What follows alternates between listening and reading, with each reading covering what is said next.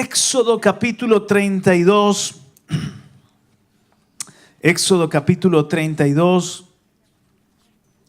Vamos a tener cuidado con el teléfono, a silenciar el teléfono, el celular, el móvil, para este momento de la palabra.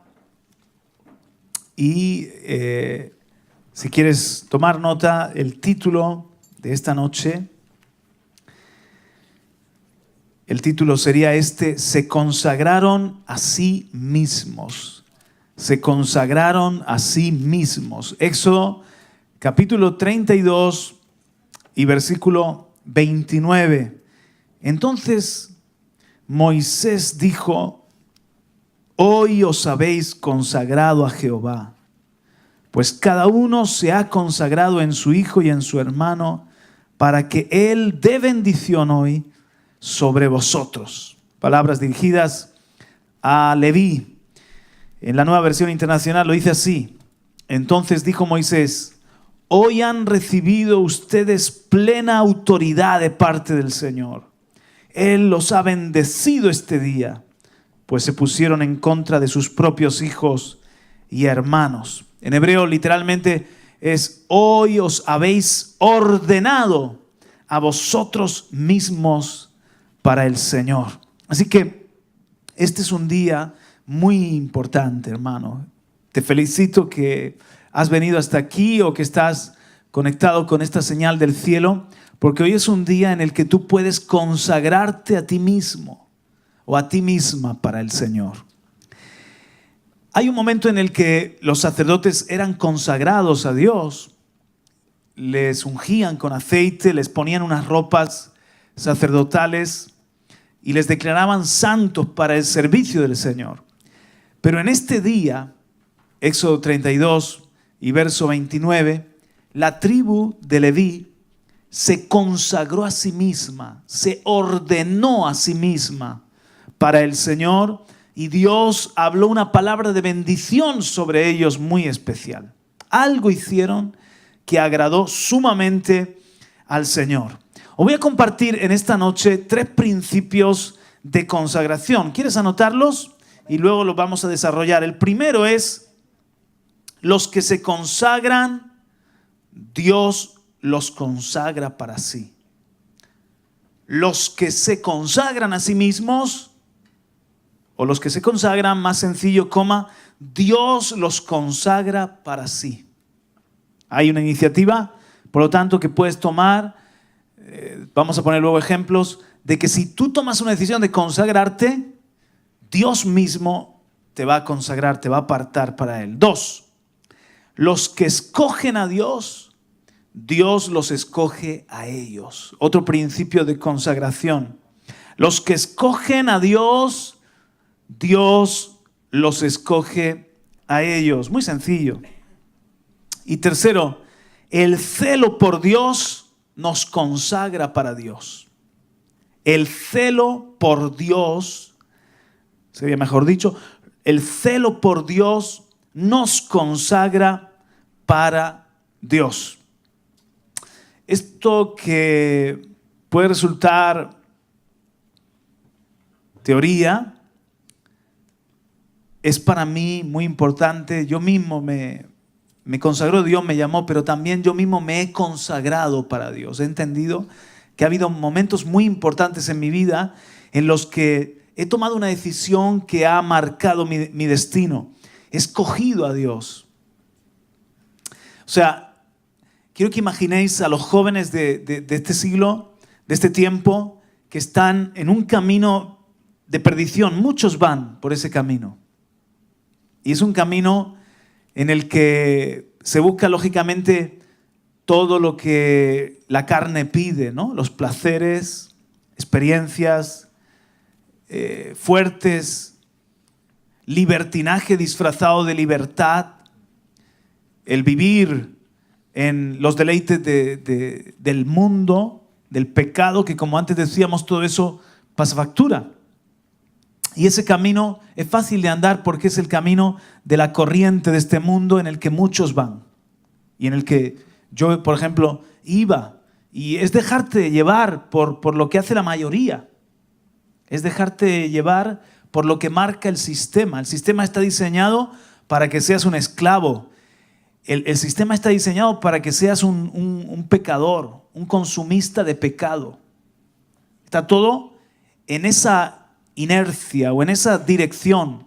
Y es como una corriente que solamente tú te dejas llevar por ella. Además, está en nosotros, nacemos con esa inclinación. Así que pues si soy un hijo de la ira, dejarme llevar por el mal carácter. Si soy un hijo de la mentira, dejarme llevar por lo que es engañoso. Si soy, ¿verdad?, alguien que tiene unos apetitos, satisfacer esos apetitos, los que sean. No tengo que hacer nada, solamente como un borrego más o como una oveja más, ir con el rebaño. Sin embargo, hay un momento en el que yo tuve que tomar una decisión. Si sigo con la mayoría y sigo en esa corriente, o tomo una decisión de ponerme aparte, tomo una decisión de salir de lo que es el pensamiento mayoritario y a veces totalitario, pararme y decir, esto no va conmigo. En ese momento yo me consagré para Dios. En ese momento escogí a Dios en vez de escoger el pecado. En ese momento tuve un celo por Dios y Dios me consagró para Él.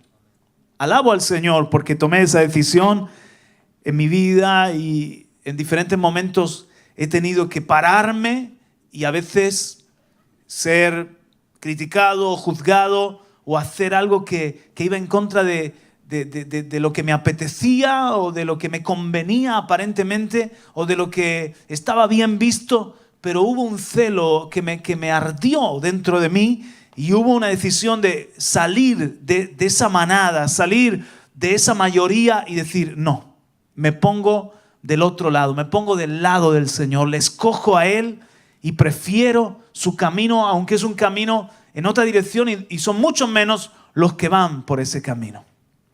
Luego os pongo algún ejemplo, pero ahora quiero que lo veáis en Leví, que lo veáis en Fineés y que lo veáis en Jesús. ¿De acuerdo? En Leví. Vamos a empezar a ver este principio de consagración. El título de este mensaje es Se consagraron a sí mismos. Y lo vamos a ver en Leví. Mirad, hermanos, Leví es una tribu, una de las 12 tribus, uno de los hijos, el tercer hijo de Jacob con Lea. ¿Cuál es el primer hijo de Jacob con Lea? Rubén. ¿Cuál es el segundo hijo de Jacob con Lea? Simeón. ¿Cómo estáis en Antiguo Testamento? ¿Cuál es el tercer hijo de Jacob con Lea? Leví. Y el cuarto, Judá. Y ahí vamos a dejarlo ahí porque tampoco quiero darte un exceso de información en esta y tus neuronas empiecen a estallar. Entonces, el primogénito fue Rubén, después vino Simeón y a continuación vino Leví.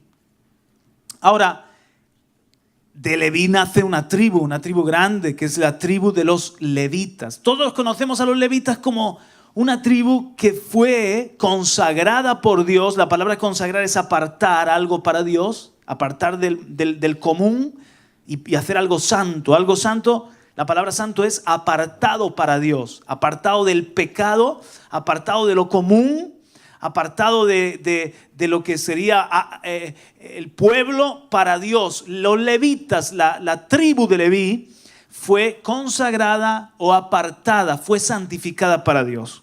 Dentro de la tribu de Leví hubo una familia que fue la familia de los sacerdotes, la familia de Aarón. Aarón y sus hijos, sus descendientes, eran levitas. Dentro de Leví era lo santo, pues la familia de Aarón, los descendientes de Aarón, eran los santos de los santos. Eran una familia, todos esos descendientes de Aarón, que le servían al Señor como sacerdotes. Los levitas estaban encargados del tabernáculo, del templo, de los sacrificios, de mantener los utensilios, de mantenerlo todo limpio, de enseñar, etc. Pero los sacerdotes ministraban al Señor la adoración, ministraban al Señor los sacrificios, tenían una labor más importante como la del sumo sacerdote que iba y hacía expiación por Israel, llevaba la sangre de un cordero sin mancha delante del Señor para que fuese cubierto el pecado de Israel. Así que todos conocemos la tribu de Leví como los siervos de Dios. El origen, sin embargo, es un origen muy limitado, por no decir maldito. ¿Por qué?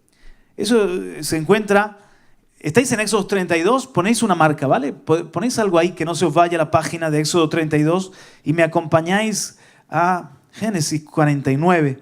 Vamos a aprender un poco juntos de historia de Leví, en este caso, de la tribu de Leví. Y ya verás cómo se te abre un panorama aquí en la Escritura.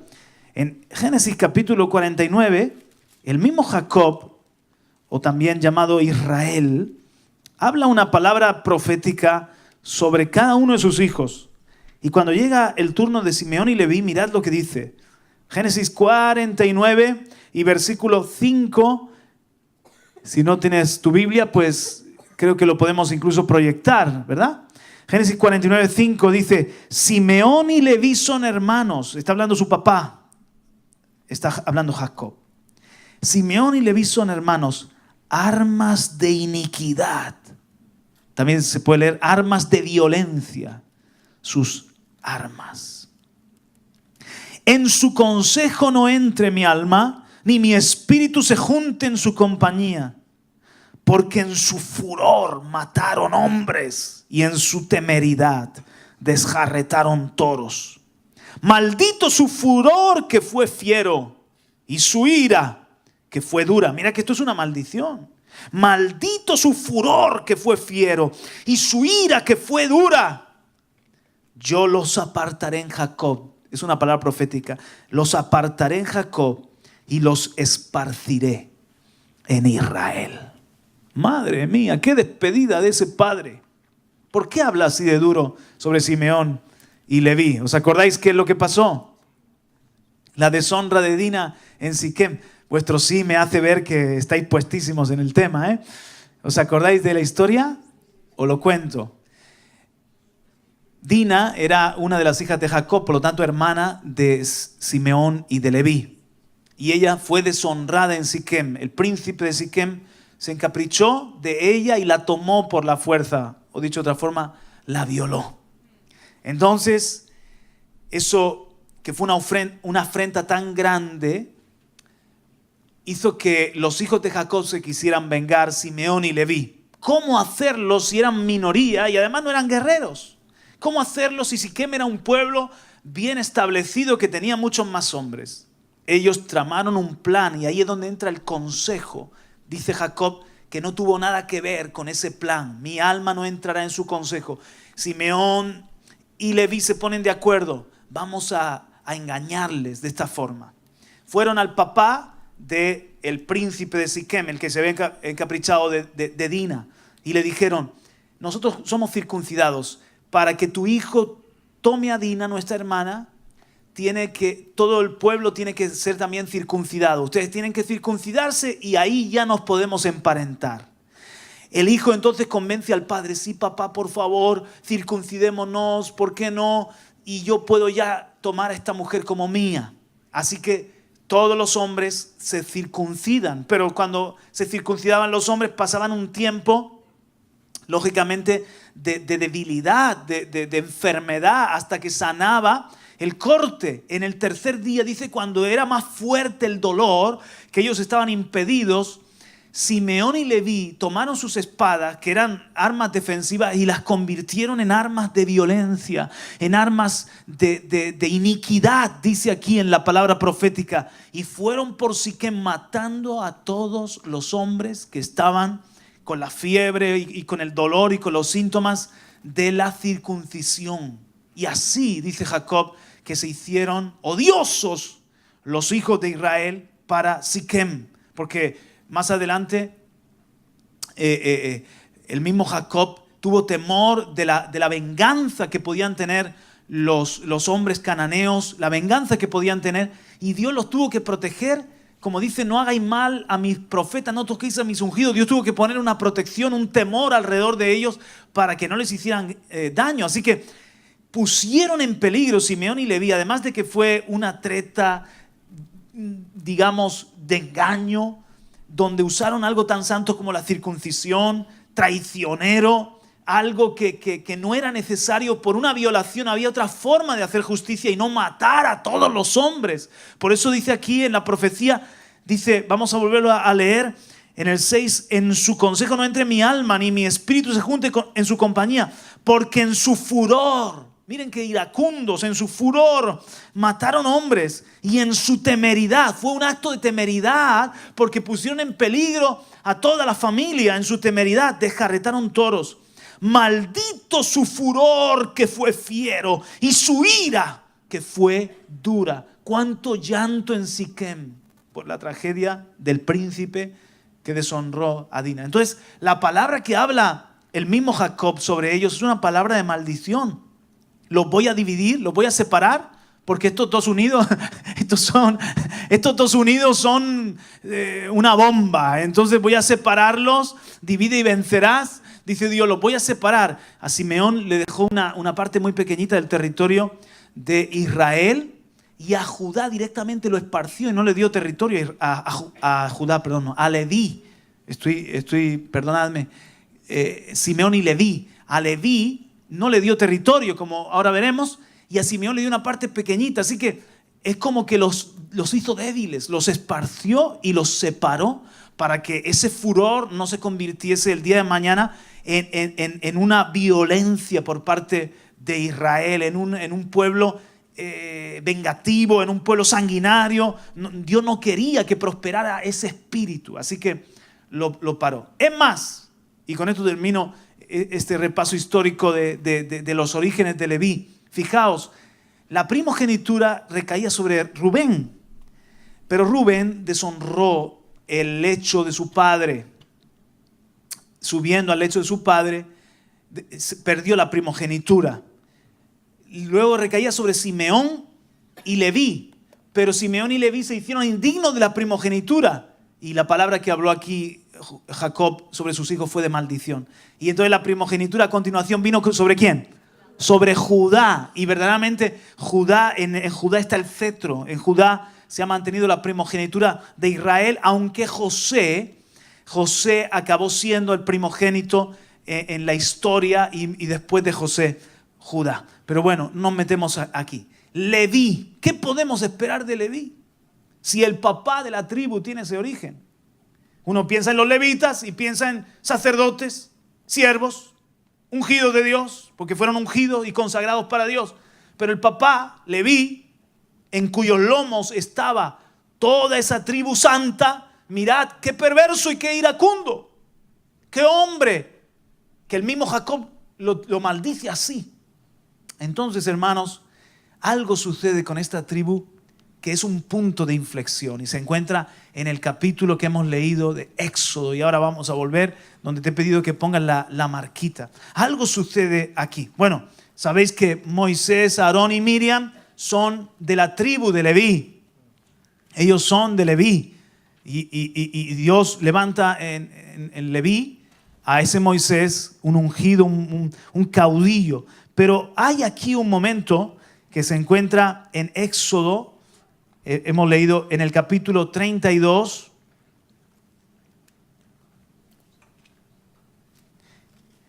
En el encabezado de mi Biblia es el becerro de oro. ¿Qué es lo que sucedió aquí? A ver si hacéis recuerdo de esto. Moisés acababa de salir, Israel acababa de salir de Egipto. Habían pasado solamente unos pocos días. Moisés es llamado a la presencia de Dios y va con Josué, y Moisés se mete en la nube. ¿Cuántos días estuvo Moisés en la nube? 40 días. ¿Y Dios le dio qué? Los 10 mandamientos, las tablas escritas por Moisés, ¿sí o no? No, escritas por el dedo de Dios directamente. Y allí también el Señor le mostró el tabernáculo, los utensilios, le dio muchas instrucciones, muchos mandamientos en esos 40 días. En esos 40 días, Moisés deja a dos encargados, a Aarón y Hur. ¿Os acordáis quiénes fueron los que levantaron las manos de Moisés cuando pelearon contra Amalek? Ellos dos, Aarón y Hur, sostuvieron las manos de Moisés cuando la pelea allí de Amalek. Pues a ellos dos los deja encargados y le dice a todo el pueblo, 600 y pico mil varones, más las mujeres y los niños, 2-3 millones de personas. Algunos piensan en 1 millón, 2 millones, no importa, un pueblo grandísimo. Y entonces le dicen, Moisés le dice al pueblo, cualquier asunto que tengan en estos 40 días, a Hur y a Aarón, mi hermano, mi amigo, ellos van a estar cuidando de todos los asuntos. Mientras yo estoy en la presencia de Dios, no sé cuánto tiempo vaya a tardar. Y se mete en la nube. El pueblo, después de 40 días, dicen, ¿qué pasa con este Moisés? Y le llaman así despectivamente, este Moisés. ¿Qué pasa con este Moisés? Que está allí, no sabemos si viva o no viva. Se metió en la nube y no sabemos si está vivo o no está vivo. Porque cuando se manifestó la presencia de Dios en el monte Sinaí, el miércoles hablábamos un poco de eso, el monte entero estaba en fuego, temblando. Dios habló con voz de trompeta. O sea, el pueblo se quedó impresionado de tal forma que dijo el pueblo, no nos hable más Dios. Que le diga cualquier cosa a Moisés y Moisés a nosotros. No queremos oír a ese Dios. O sea, ¿qué haya pasado con ese Moisés? Lo mismo Dios lo ha acabado. Y ya nos hemos quedado sin líder. Bueno, después de 40 días, el pueblo empieza a entrar en una especie de esa actitud de multitud violenta, esa actitud de queja, esa actitud de dura cerviz, que cuando es en uno, malo, cuando es en dos, pues como Simeón y Leví, peor. Pero cuando estamos hablando de cientos de miles de personas protestando, eso ya es arena de otro costal. Entonces van donde Aarón y donde Hur. Pero hermanos, ¿sabéis qué? Ya nunca más se menciona a Hur. Los rabinos judíos, la tradición judía dice que ellos fueron a Aarón y a Hur con una proposición. Y como Hur dijo que no estaba dispuesto, lo apedrearon hasta morir. Porque ya nunca más aparece Hur en la historia bíblica. ¿Cuál era la proposición? ¿Ha muerto este Moisés o no sabemos lo que le haya pasado? Y le dicen a Aarón, hagámonos, a Aarón y a Hur, hagámonos dioses, no Dios en plural, hagámonos dioses, que les adoremos y les hagamos fiesta y que esos dioses nos lleven a la tierra prometida, porque ya no queremos estar más esperando en este desierto. Llevamos 1 mes y 10 días, llevamos 40 días, no queremos estar más aquí en este desierto. Entonces hagámonos unos dioses que digamos, estos nos sacaron de Egipto, estos son los dioses que nos sacaron de Egipto. Y entonces le vamos a hacer una fiesta, porque somos muy religiosos, muy espirituales. Y esos dioses nos van a dar la victoria frente a los cananeos. Hur, probablemente, según la tradición judía, se para y dice, eso es loco. Si acabamos de oír en el monte a Dios hablar, que no nos hagamos ídolos, que no tengamos imágenes. Y hemos oído una voz, pero no hemos visto figura alguna, no hemos visto imagen ninguna. ¿Cómo vamos a hacernos dioses como los egipcios? ¿Cómo vamos a hacer idolatría si acabamos de ser consagrados en este monte para Dios? Y entonces la multitud lo apedrea y lo mata. Entonces ahora van donde Aarón, que era el otro líder que queda vivo. ¿Nos vas a hacer o no nos vas a hacer dioses? Y Aarón se acobardó. Y dijo, dadme los zarcillos. Y se quitaron todos los aretes, los pendientes de oro. Y entonces hizo un molde de un becerro, que los egipcios adoraban a imágenes de animales. Hizo un molde de un becerro, en vez de varios dioses, pues hizo un becerro de oro, fundió el oro y levantó un altar. Y dijo, este es Dios.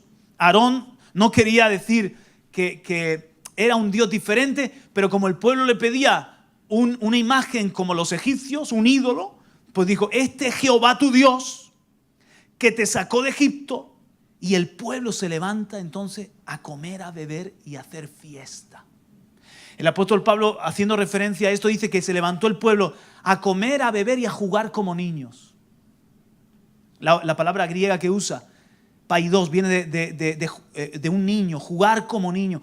¿Qué hicieron, hermano? Por 7 días se pusieron a hacerle una fiesta al Señor, pero no era el Señor, era su ídolo, que era un becerro de oro. Y empezaron a cantar, a bailar, a darse comilona, a jugar. Yo no sé qué tipo de cosas pasaron, pero fue una fiesta idólatra. Dice que cuando Dios le dice a Moisés, entonces, Moisés, sal de mi presencia y baja.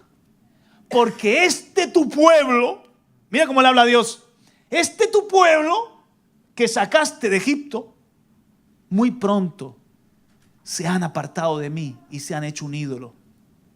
Y lo están adorando. Y Moisés le dice al Señor, ¿cómo que tu pueblo? Este será tu pueblo. Yo no lo saqué, lo sacaste tú. Pues ve, porque están haciendo una fiesta de idolatría. Entonces sale de la presencia Moisés y cuando va bajando, ahí está su ayudante Josué a la falda de la montaña esperando a su padre espiritual. Y Josué le dice a Moisés, ¿estás oyendo? El pueblo ha entrado en guerra. Porque oían los gritos. ¡Ah, ah, ah! Están en guerra. Dice Moisés, no es guerra, Josué. Toda esa bulla, todo ese ruido que tú estás escuchando, esos gritos, son cánticos. El pueblo que está haciendo es una fiesta de idolatría. Entonces cuando Moisés baja, dice que vio al pueblo, la palabra que usa es desenfrenado. La palabra desenfrenado es una palabra en hebreo que significa vio al pueblo sin cabeza, sin líder. Vio al pueblo corrompido, vio al pueblo en una disipación. Es una palabra que implica, pues como no tenemos que ir muy lejos, hermanos, ¿qué pasan en las fiestas de idolatría de nuestro mundo? Por ejemplo, tú dices, ¿cómo puede ser que la romería, la subida de la Virgen se convierte en una, que yo la hacía cuando no estaba en Cristo? ¿Y qué se convierte? Una fiesta de ofrenda de flores o una ofrenda de subir a la Virgen a su santuario, a la ídolo, a la estatua, y acaban los jóvenes emborrachándonos, así hacíamos y así hacen. Y esa noche hay robos, hay borracheras, hay comas etílicos, hay fornicación, hay abortos por embarazos no deseados, hay peleas, hay ese monte se convierte en una fiesta de desenfreno. Y así, todas las fiestas que son fiestas de idolatría, porque aunque no haya un santo o una virgen, hay un altar. A lo mejor es un altar a la droga, es un altar a la noche, es un altar al sexo, a la fornicación. Hay un altar en Ibiza, hay un altar en los carnavales. Hay un altar. En algunos lugares, incluso la fiesta de los carnavales, literalmente hay una idolatría. Por ejemplo, creo que es en Sucre, en un lugar de Bolivia, la fiesta de los carnavales es famosísima y gente viaja de diferentes partes del mundo, hasta de Australia van a esa fiesta tan conocida. Entonces, la fiesta termina llevándole una ofrenda a una virgen que está en un santuario. Pero la gente le lleva una ofrenda a la virgen y baja a unas cuevas que están abajo, donde hay un ídolo que le llaman el tío, que es un demonio directamente, y allí entonces le ofrecen, derraman sangre o ofrenda de flores, o le ponen bebidas alcohólicas, que las bebidas alcohólicas muchas veces desaparecen, o le ponen cigarros. Entonces, en el mismo santuario que está arriba, para que tú veas cómo está, es todo lo mismo. Arriba está la idolatría y abajo está de verdad el poder que está operando. Ahora, en esas fiestas, hermano, que directamente, como digo, es una ofrenda a los demonios, porque detrás de los ídolos lo que hay es demonios. ¿Qué crees que pasa? Desaparecen niños, sacrificios humanos, orgías, borracheras, peleas, desenfreno. No tengo que abundar más en ello. Ese era el pueblo. Dice que estaban como niños, que estaban sin cabeza, sin líder. El mismo Moisés, cuando baja, siente tanta indignación que rompe las tablas escritas por el dedo de Dios, mostrando que ese pueblo había roto el pacto, y toma va donde Aarón y le dice, ¿qué es esto que has hecho? El pueblo me ha obligado y yo les pedí mira qué mentiroso. Dice, yo les pedí los pendientes, los fundí, los eché y salió el becerro. Solito se hizo el becerro. Y Moisés funde el becerro, lo destruye, lo convierte en polvo, lo pone en agua y le hizo a todo el pueblo beber su ídolo. Hermano, y el mismo Moisés, miren lo que pasa ahora. El pueblo estaba en esa, imagínense, entregado al pecado, ese 1,5 millones, 2 millones de personas. Y entonces el mismo Moisés, verso 25 de Éxodo 32,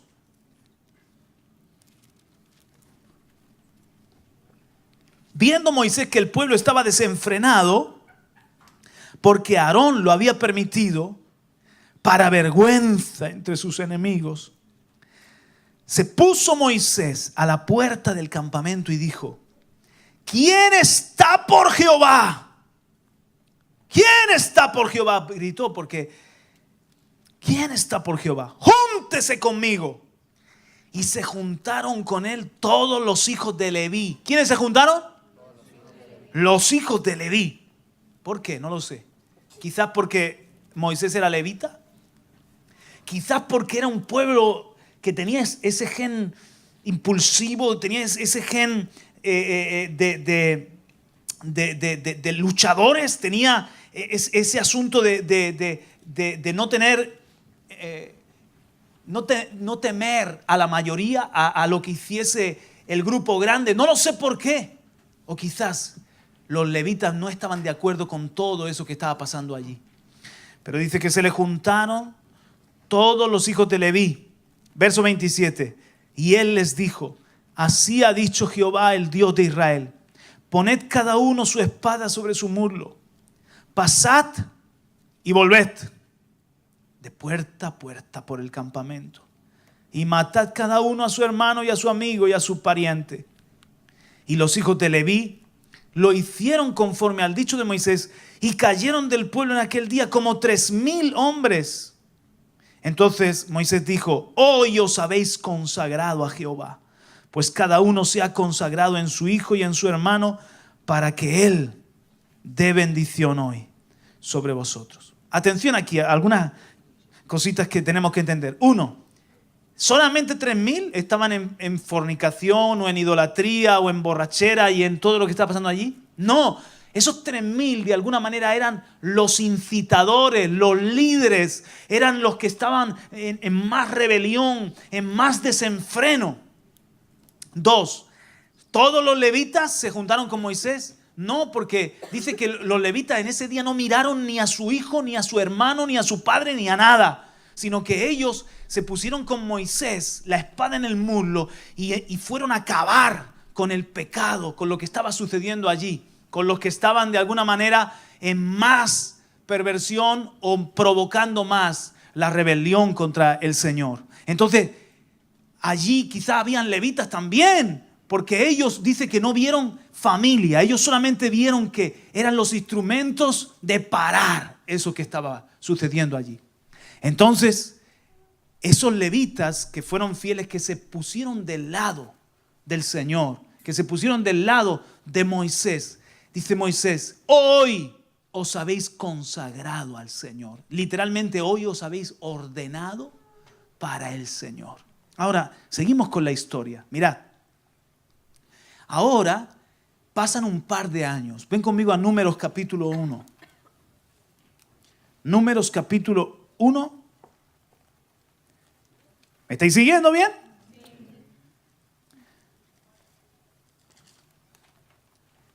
Números 1 y verso 1. Lo proyectamos también, por favor.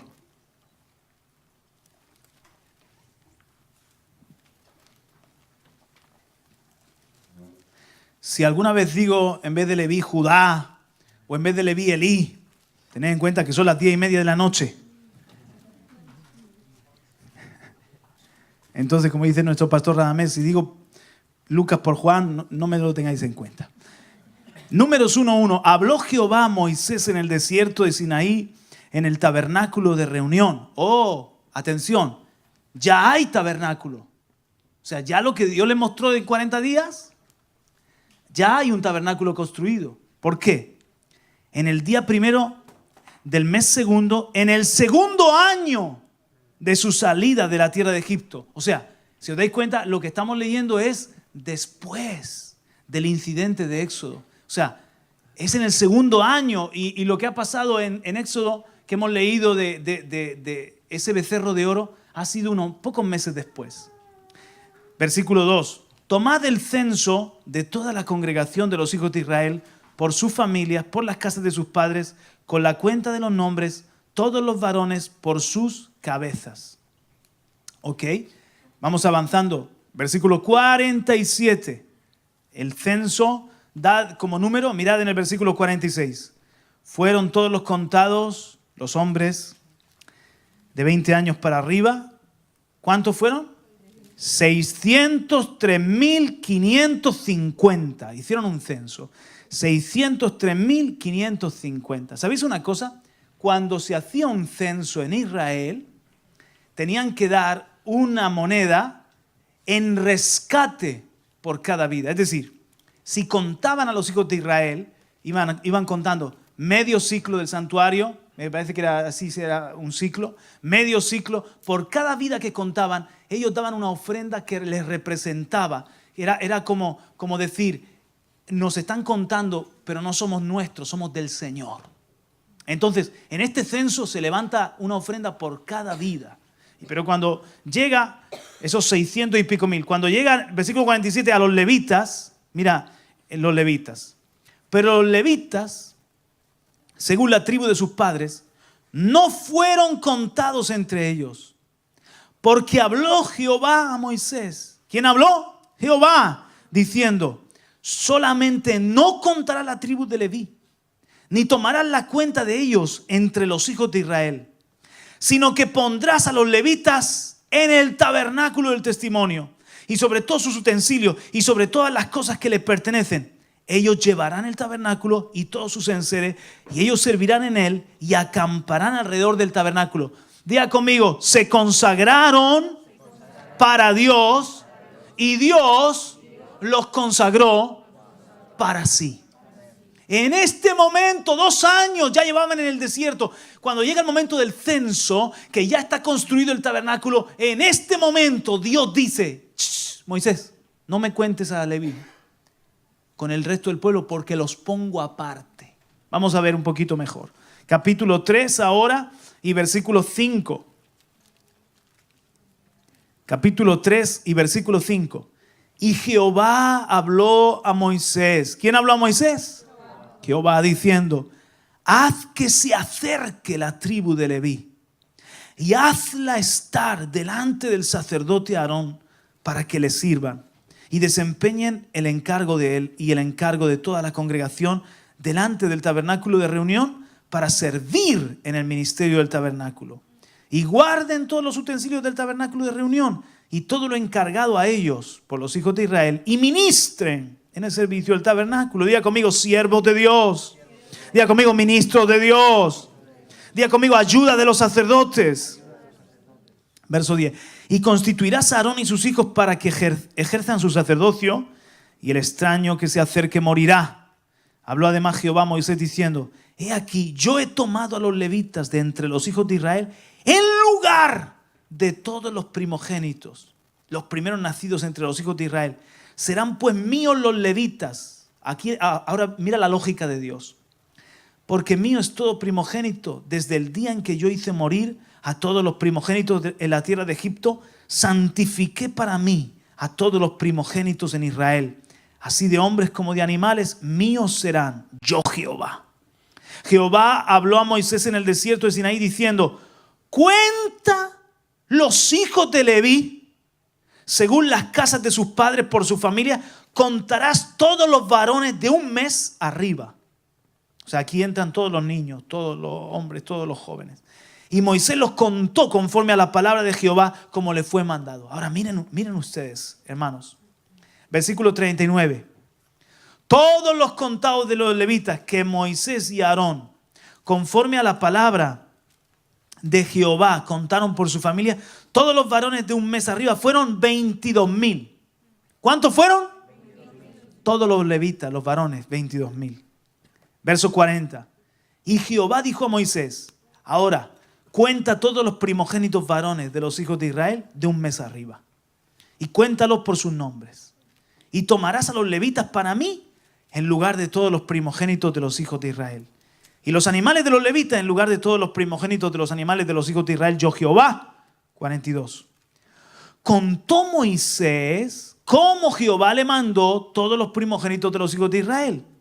Y todos los primogénitos varones, conforme al número de sus nombres, o sea, por nombre, de un mes arriba, fueron 22,273. ¡Oh, aleluya! ¿Cuántos eran los primogénitos? 22,273. ¿Cuántos eran los levitas? 22,000. Así que nos faltan, ¿cuántos nos faltan? 273. Pero Dios nos dice, bueno, pero más o menos. Porque los cuentan por nombre. O sea, mira la lógica. Cada vida de los primogénitos está diciendo Dios, míos son, yo Jehová. El día que yo los libré de la muerte, cuando un cordero murió por ellos en sustitución, ese día yo los consagré para mí. Eso es poderoso, hermano. Un paréntesis aquí. ¿Quién murió para rescatarte a ti del infierno? ¿Qué cordero murió en una cruz para que tú no te pierdas eternamente? Y con esa muerte Dios te rescató, te salvó. Cristo Jesús. Tú eres de Jehová, comprado por la sangre de Jesús, rescatado con el precio de la sangre de Jesús. En lugar de tu vida, Dios dio a su Hijo. Por lo tanto, ahora tú has sido redimido, rescatado, liberado. Le perteneces a Dios. Él te compró con su sangre. ¿Te das cuenta? Tú eres del Señor. Díselo al que está a tu lado. Eres del Señor.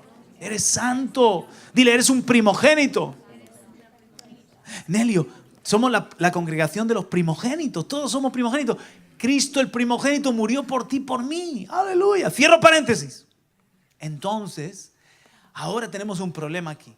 Los levitas están en el lugar de los primogénitos, pero tenemos un desfase. ¿Qué hacemos, por lo tanto? Vamos a ver la lógica de Dios. Versículo 44. Luego habló Jehová a Moisés diciendo, toma a los levitas en lugar de todos los primogénitos de los hijos de Israel, y los animales de los levitas en lugar de sus animales. Y los levitas serán míos. Yo Jehová. Y para el rescate de los 273 de los primogénitos de los hijos de Israel que ceden a los levitas, tomarás 5 ciclos por cabeza. Conforme al ciclo del santuario, los tomarás. El ciclo tiene 20 jeras. Y darás a Aarón y a sus hijos el dinero del rescate de los que ceden. Y aquí está el punto, mis hermanos. Esos 273, te pregunto, ¿fueron redimidos? ¿Fueron rescatados? ¿Fueron consagrados? ¿Sí o no? Sí. ¿A cambio de qué? 5 ciclos. Porque si todo varón varía medio ciclo, los primogénitos se les cifra 10 veces más, en 5 ciclos. Y de esa manera los 273 fueron redimidos para el Señor. Dice Dios, los primogénitos son míos, pero yo no voy a tomar a todos los primogénitos. Lo que voy a tomar en lugar de los 273 van a ser 5 ciclos. Pregunta. ¿Podía haber Dios rescatado a todos los demás con 5 ciclos por primogénito? Claro. Fueron igual rescatados unos que otros. Pero Dios dice, no, pero es que yo tengo un asunto con Leví. El día que Leví se puso de mi lado, el día que Leví tomó la espada y no miró ni a padre, ni a madre, ni a hermano, el día que Leví aplacó mi ira con su celo, ese día los levitas se consagraron para mí y míos son. Y yo entonces voy a hacer una cosa, voy a tomar los levitas en lugar de los primogénitos. Y como me faltan unos poquitos, pues les compenso con lo de los 5 ciclos. Pero ahora los levitas los tomo para mí como una tribu mía. Y van a ser mis siervos. ¡Wow! ¡Qué honra a los levitas! Ahora, vamos a hacer un jueguito aquí nosotros. Ahora nosotros resucitamos a Leví. Al padre. Al tercer hijo de Jacob. Y lo ponemos en este momento de la historia. ¿Qué diría Leví? No puede ser. Si nosotros éramos los peorcicos de la familia, si nosotros éramos unos delincuentes, nos cargamos a un montón de hombres que no podían defenderse porque estaban con la circuncisión. Y nuestro propio padre nos maldijo. Y nuestro propio padre dijo que era maldita nuestra ira y nuestro furor. ¿Qué ha pasado? Entonces le contesta Moisés y a Aarón, que tus descendientes, en un momento que todo el pueblo estaba en desenfreno y en idolatría, ellos se pusieron del otro lado, ellos se pusieron de parte del Señor, ellos escogieron a Dios como su Dios y dejaron los ídolos. Tus descendientes, en vez de tener furor, ira, lo que tuvieron fue celo por Dios, celo santo por Dios. Y ellos ese día se consagraron a sí mismos para el Señor, y el Señor los ha hecho suyos. ¡Oh, aleluya! Me han cambiado la historia. De ser los levitas malditos, el nombre de Leví relacionado con la maldición y con la ira, con la violencia. Ahora cuando uno dice, tú eres un levita, ¡qué honra tan grande es! Allí, aún los judíos hoy, si alguien tiene el apellido de Leví, tú dices, oh, ese rabino, ese es adorador, ese es un siervo, ese es descendiente de Leví. Aún entre los judíos, hoy en día ese apellido, llevarlo es una honra. ¿Te das cuenta, mi hermano? Tú y yo, no importa qué contexto, qué trasfondo, de dónde hemos venido, no importa lo que han hecho nuestros ancestros, no importa lo que fuimos antes de conocer a Cristo. Pero tú y yo, si nos consagramos para Dios, rompiendo con el pecado, no tienes que matar a nadie, pero rompiendo con el pecado, parándote del otro lado diciendo, yo escojo al Señor, yo no voy a ir en pos de ídolos, yo no voy a ir en pos del pecado, yo no voy a ir en pos del desenfreno, yo corto con todo eso y yo me pongo del lado del Señor y yo le quiero ser fiel y le quiero agradar al Señor. Tú te consagras a Dios y Dios te consagra. Pero Juan Carlos, si ya todos somos sacerdotes, te digo una cosa, no a todos Dios nos usa igual. ¿Me está escuchando alguien? No a todos Dios nos usa igual. Dios no confía sus tesoros a cualquiera, y sus propósitos santos y sus mejores guerras se las confía a los que tienen celo por Él. A los que le escogen a Él, Dios les escoge a ellos. Los que se consagran a sí mismos para Dios, Dios los consagra para sí. Amén. ¿Me está escuchando alguien? Hay algo que Dios quiere hacer con tu vida, pero tú tienes que ser alguien valiente como los levitas y tienes que pararte y no mirar y pagar el precio, y no mirar lo que los demás vayan a hacer por amor al Señor. Tú tienes que pararte. Hay momentos que yo me consagré para el Señor. Aunque Dios me había llamado y yo sabía que era un llamado, pero yo recuerdo momentos de mi vida. Por ejemplo, hubo un momento que yo era líder de jóvenes. No era cosa muy grande porque éramos 4 o 5, pero era el que predicaba y el que presidía. Éramos unos pocos más, pero eran nuestros comienzos. Y entonces, hermano, yo tomé una decisión que Dios me la ha honrado y me la ha recompensado. Yo hablé con el pastor y yo le dije al pastor, pastor, yo no voy a seguir siendo líder de jóvenes hasta que yo no tenga victoria sobre mi temperamento, porque yo no tengo un buen testimonio en mi casa. Y aunque aquí parezco muy mansito, y aunque aquí parezco que soy un líder espiritual, en mi casa tengo otro testimonio. Y sabe una cosa, pastor, yo tengo celo por Dios y yo no quiero estar en una doble vida. Yo quiero romper con el pecado, yo quiero romper con la ira, yo quiero vencer en mi propia vida para ayudarle a vencer a otros. Ocúpese usted de los jóvenes, pastor, y yo voy a buscar la victoria del Señor. Dios vio algo en mí que le agradó, que tuve temor santo.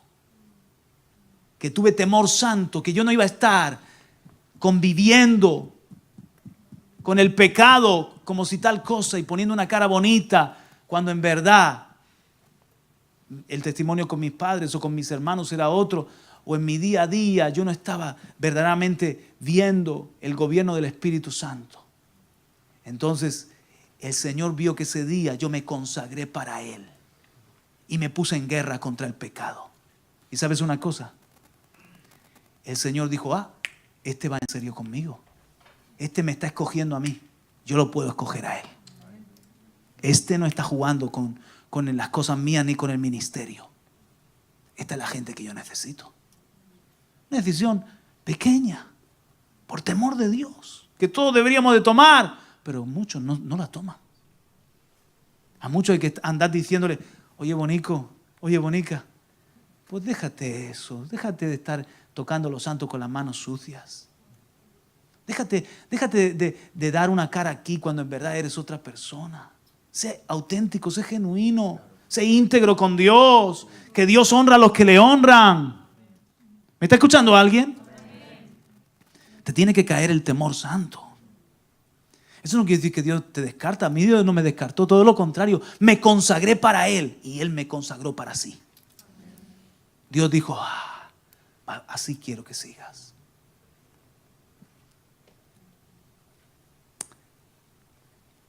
Cuando nosotros comenzamos, hermanos,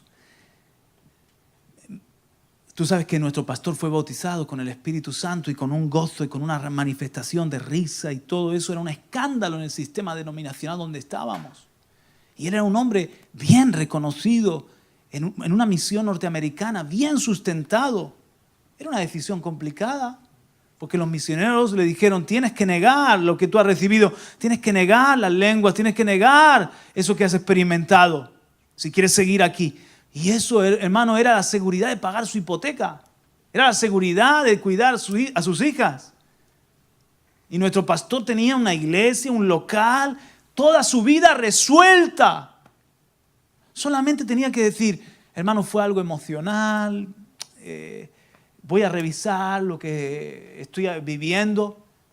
Y él se mantenía, digamos, en ese sistema de hombres. Pero no importando el precio, se paró del otro lado. Escogió al Espíritu Santo. Amén. Y Dios le escogió a él. Amén. Y nuestro pastor Fernando, esa decisión, él no sabía que era la decisión que le estaba consagrando para Dios. Era la decisión que el Señor estaba esperando. Aquí tengo a alguien que yo le puedo depositar mis planes santos. Yo lo consagro para mí. Y todo lo que hoy tenemos de ministerio arrancó porque hubo un hombre que dijo, yo fui bautizado por el Espíritu Santo, fui lleno del Espíritu Santo, me llenó de gozo, de risa también, y no solamente no lo niego, sino que quiero más. Y quiero que todos los que están conmigo lo experimenten también. Caballero, váyase con su música a otra parte. Muy bien. Pero me voy a otra parte a seguir buscando más de la presencia de Dios. Hermano, esa decisión que fue quedarse en la calle, quedarse sin empleo, quedarse sin salario, quedarse sin local, comenzar a reunirnos en el comedor de la iglesia, etcétera. Llorar, yo vi a ese hombre llorar, todo lo grande que era en el suelo, llorando delante de Dios y encomendándole su vida y su familia. ¿Qué fruto ha traído? Porque Dios dijo, hago pacto contigo. Voy a levantar una iglesia, voy a levantar un ministerio que va a ser un ministerio para mi Espíritu Santo. Den un aplauso al Señor, aleluya. Amén. ¿Tú estás entendiéndolo? 3 principios. A ver, dímelos tú. El primero que hemos dicho. Los que se consagran para Dios, Dios los consagra para sí. El segundo. Los que escogen a Dios, Dios los escoge a ellos. El tercero. El celo por Dios, el celo que mostró Leví, nos consagra para Dios. Ya, no quiero compartir más esta noche. ¿Tú has comprendido algo? La próxima vez seguimos. La próxima oportunidad de estar con vosotros, seguimos con Finés y seguimos con el mismo Señor Jesús. Pero en esta noche, tú estás ahí, en medio de este mundo igual que yo. Este mundo es una bacanal, es una fiesta de idolatría. Como digo, no necesariamente idolatría de la religión, pero es una fiesta de idolatría al yo, al placer, al pecado, al hombre, al sexo,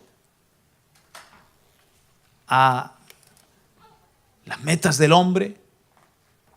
Y allí se están entregando, en ese altar están entregando muchos jóvenes su propia vida. Y tú en este día tú puedes tomar una decisión, hermano, de escoger a Dios. Pero esa decisión te va a costar. Esa decisión te va a costar. Lo que otros aplauden, tú no lo vas a aplaudir. Lo que otros hacen, tú no lo vas a hacer. Te van a preguntar, oye, pero ¿tú eres virgen? Sí, soy virgen. ¿Estás tonto? ¿Qué te pasa? Sí, yo me quiero conservar virgen hasta el matrimonio. ¿Qué? Pero ¿quién te ha lavado la cabeza? Me la lavó Cristo. Estaba muy sucia. Y la sangre de Cristo me la ha limpiado. ¿Qué? Y te van a mirar así. Te estás parando del otro lado. Eso no quiere decir que saques la espada y los mates a nadie. Tienes que matar. Tienes que amarlo y servirlo. ¿Verdad? Pero te vas a parar así y vas a ir contracorriente. Te estás consagrando para Dios. Estás escogiendo la santidad de Dios. El celo. Van a haber momentos que van a estar todos riendo. Una burla a un compañero, una compañera, un chiste. Van a estar proponiendo hacer algo. Oye, vamos a pasarnos el examen que nos lo han filtrado. Y vamos a pasarnos el examen. Yo no. Yo no me voy a reír de lo que vosotros os reís. El celo de Dios. Tonterías que parecen pequeñas cosas, pero Dios las ve. Yo me acuerdo que estaba en el instituto y hice cada locura, hermano. Pero el celo de Dios era. Recuerdo que había mucha murmuración, ¿no? De lo típico de criticarse unos a otros y de criticar a los profesores, pero luego poner una buena cara.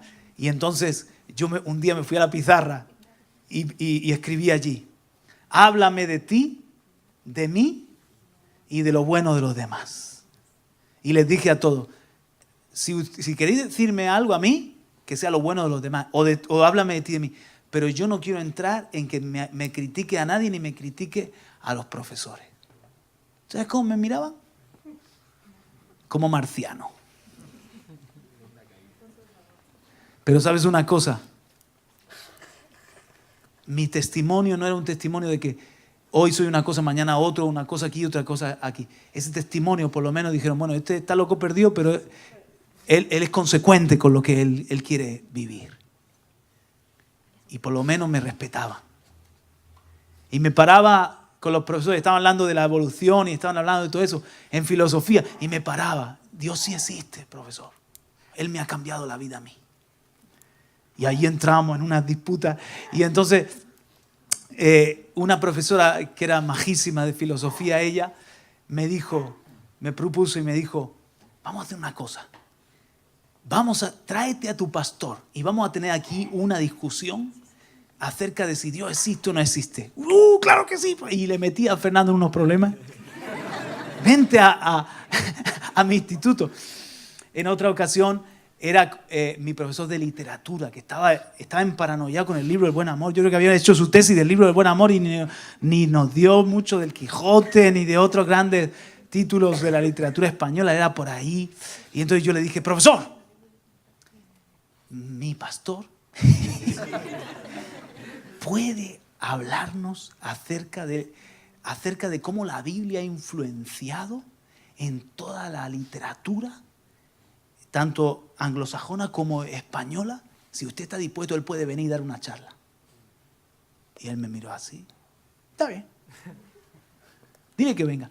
Entonces Fernando tuvo que prepararse ahí y leer un montón del Quijote, de Quevedo, de esto y lo otro. Y llegó a dar la charla y todos estaban burlándose de él. Y empezó a hablar y a hablar y estaban todos así. La presencia de Dios estaba en el aula. La presencia de Dios estaba en el aula. Estaban todos así. Oye, tu pastor mola. Esto es interesante. Y claro, pues te ven como bicho raro. Yo que era un cabra loca igual que los demás, ahora ya no era un cabra loca, era una oveja del Señor. Pero me estaba consagrando para Dios. Estaba escogiéndole al Señor. Estaba escogiendo su testimonio.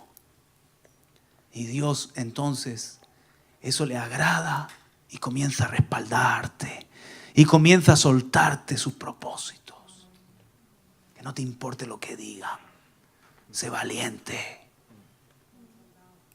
El pecado es muerte. Y ahora que estamos en esa espiral del silencio, nadie se atreve a decir nada. No estoy diciendo que vayas por ahí como, yo qué sé, como el que da los sermoncitos de todo el mundo. No, pero con convicción. Yo tenía unas discusiones, porque en la universidad hay un ambiente muy liberal, tú lo sabes. Y yo tenía unas discusiones sanas. ¿Y vosotros qué creéis? ¿Y tú como pastor qué crees? ¿Y tú crees? Y me sacaban el tema de la homosexualidad, me sacaban el tema del aborto, y me sacaban el tema, y ahí les hablaba, les exponía. Pero muchas veces comía solo. Pero otras veces, cuando una compañera quería guardar un secreto o quería un consejo, sabían dónde tenían que buscar también. Entonces, mis hermanos, el aplauso del mundo nunca lo vamos a tener. Pero tenemos que buscar el aplauso de arriba. Me consagro para Dios. Cueste lo que cueste. Y Dios, si yo me consagro a mí mismo, le dijo, Moisés, hoy os habéis ordenado al Señor. Os habéis ordenado. Y hoy, todos vosotros que estáis aquí, os podéis ordenar al Señor. Y los que me están escuchando, que a lo mejor tú dices, ¿qué seré yo? Y cuando ves que ungen a alguien o que oran por alguien, ay, es que el Señor lo escogió. Escoge tú a Dios y Dios te va a escoger a ti. Conságrate a Dios, tómate a Dios en serio, corta con el pecado. Y Dios te va a soltar un ministerio, te va a soltar un respaldo suyo, una unción. Va a hacer algo especial con tu vida. Te lo digo en el nombre de Jesús. No importa que seas, que tú digas, pero si yo no sé, o yo soy violento como Leví, o yo tengo una familia que si tú supieras, pues mira, consuélate, hermano. Todo eso que tú a lo mejor hoy ves como furor, Dios lo canaliza y se convierte en un celo bueno. Todo lo que hoy es ímpetu, Dios lo canaliza y te conviertes en un apasionado por Cristo Jesús. Qué hermoso. ¿Qué obra Dios puede hacer con tu vida? Si tú tomas ese paso. ¿Ha entendido la palabra? Vamos a inclinar el rostro. Padre, te damos gracias. Gracias por tu palabra, Padre. Gracias por este testimonio que encontramos en la tribu de Leví. Tan maravilloso. Ese día fue un día que cambió la historia. Y yo te pido que hoy sea un día también, Señor, para los jóvenes aquí, para todos los que están recibiendo esta palabra, que sea un día que cambie su historia. Que sea un día que se paren y que digan, yo voy a dejar la mentira, yo voy a dejar la pornografía, yo voy a dejar la cobardía, yo voy a dejar la estafa, yo voy a dejar de callarme cuando tengo que hablar, yo voy a dejar de murmurar, yo voy a dejar de hacer lo que le apetece a mi carne o lo que la mayoría hacen. Me paro por el Señor, me aparto para el Señor y me consagro en cuerpo, alma y espíritu. Oh Padre, yo sé que tú, Señor, das la convicción y pones el celo por lo santo. Yo veo estos jóvenes, Señor, y las fuerzas del mal los quieren llevar a destruir su vida, a hacer lo mismo que hacen los de esta generación. Pero que hoy, Señor, metas tu mano, Padre, y tomes el corazón de cada uno de ellos y lo atrapes como un día atrapaste mi corazón. Enciéndelos en fuego, Padre. Te lo pido, Señor, que los atraigas a ti con cuerdas de amor y que ellos gusten lo eterno y que ellos tengan un apetito por lo santo y que ellos anhelen servirte. Padre, que hoy ellos digan: yo quiero ser levita, yo quiero ser un ministro, yo quiero ser una sierva, yo quiero ser dedicado para el Señor. Oh, yo te pido que tú vengas aquí adelante si quieres dar este paso. Si escoges a Dios, Él te escoge a ti. Si te consagras a ti mismo, te estás ordenando para Dios y Dios te suelta una bendición en este día, como soltó en este capítulo. Él los ha bendecido en este día, pues se consagraron a sí mismos para el Señor. Dijo Moisés: hoy han recibido ustedes plena autoridad de parte del Señor. Oh, aleluya, eso es el respaldo de Dios. Él está buscando hombres valientes, mujeres radicales, que no teman la opinión popular ni el que dirán, que no busquen la aceptación, que no mendiguen el aplauso, que están seguros de quiénes son en Dios, la honra que tienen de ser hijos de Dios.